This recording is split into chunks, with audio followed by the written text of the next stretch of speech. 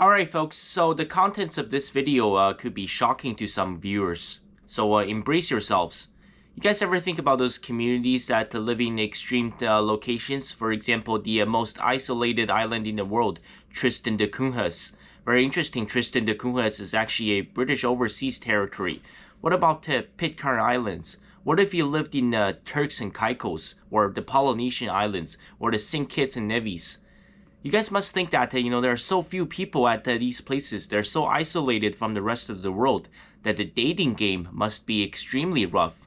Well, yes, the dating game is extremely rough. When you go to these remote islands in the middle of the ocean where there's only maybe 500 people, they're literally all one big happy family. No, I'm serious. Well, every single one of them is related because what other options do you have?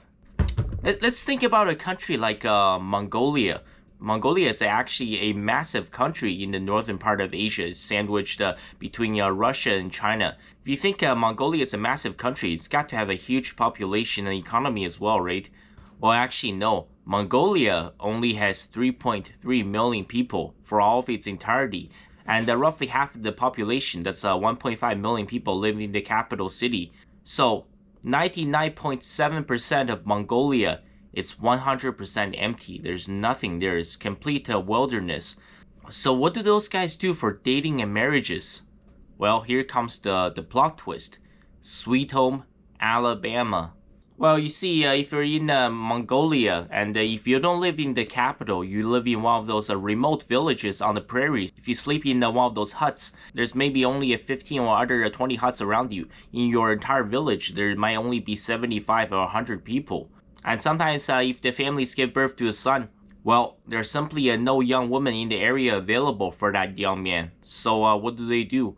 Well, trust me, it's not just China, it's not just India, and there are also many other cultures who do the exact same thing. Mongolia does the exact same thing. So at birth, the vast majority of families would favor their newborn to be a son. So oftentimes it's unfortunate. They will end up getting rid of the girl. So in Mongolia, there are also way more man versus woman. And I know this personally because, yes, I have been to Inner Mongolia many times. And I mentioned before, my sister's second ex-husband was from Inner Mongolia. Yes, I've been to the prairies. I had the whole experience where I got to sleep in those tents.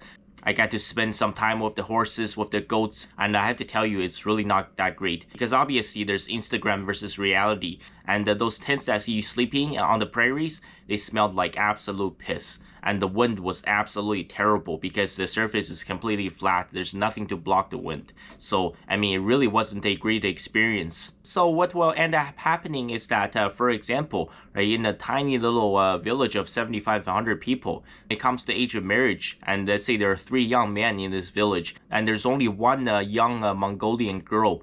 What do the villagers do? Well, you guessed it. So the girl gets arranged marriage to all 3 young Mongolian men. It's not just Mongolia that does this. I know some remote areas in Central Asia, also in Tibet, they also does the exact same thing. Because the area is so sparsely populated, you might not be able to find another village for another 100 or 200 kilometers. Right, so that's really the only option you have. So what will end up happening is that if a young girl from Mongolia gets arranged married to 3 young Mongolian men, so usually whoever is the oldest gets the cream of the crop, if that's how you want to call it. So she'll end up sleeping with the oldest man from Monday to Wednesday. Then the second oldest will get the woman from Thursday to Friday. Then the youngest will get the sloppy second. He will get that girl on the weekend. He will get her for a Saturday and Sunday. And yes, this is actually very, very common. If you don't believe me, right, you don't have to look for evidence. Just think about it, right? Think about how you're supposed to do if you live in a tiny remote island of 300 people or 500 people in the middle of the ocean. An island where nobody ever visits. And between the ages of, let's say, 18 to 35, there are only a total of maybe 7 people. There are 4 men and 3 women in that age group. So what do? That is your only option.